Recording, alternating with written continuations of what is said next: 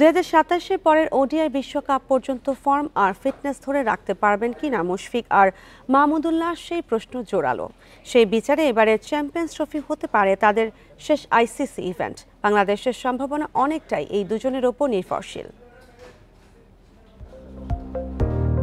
Champions ট্রফিতে শেষের শুরু হতে পারে মুশফিকুর রহিম ও মাহমুদুল্লাহ রিয়াদের। টুর্নামেন্টে বয়স্ক ক্রিকেটারের তালিকায় ওপরের দিকে তারা। 38-এ মুশফিক আর 39-এ রিয়াদ। সময় ফুরিয়ে এলেও অবসরের ইঙ্গিত এখনও দেননি এ দুজন। তবে বাস্তবতা এটাই যে তাদের জন্য এবারের চ্যাম্পিয়ন্স ট্রফি হতে পারে শেষ আইসিসি ইভেন্ট। 2017-র সবশেষ চ্যাম্পিয়ন্স ট্রফিতে বাংলাদেশকে সেমিতে তোলায় রিয়াদের বড় অবদান। নিউজিল্যান্ডকে হারানোর পথে সাকিবের সঙ্গে অবিশ্বাস্য জুটি করেন সেঞ্চুরি। এবারও দারুণ পারফরমেন্সের বার্তা দিয়ে রেখেছেন রিয়াদ।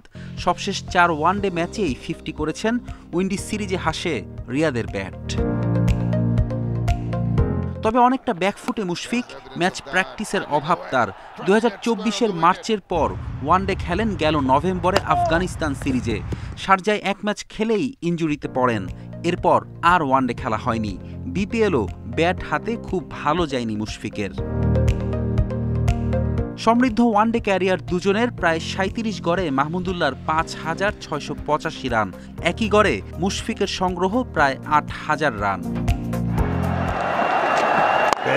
এবার চ্যাম্পিয়ন্স ট্রফিতে বয়স্করা বাজিমাত করতে পারেন।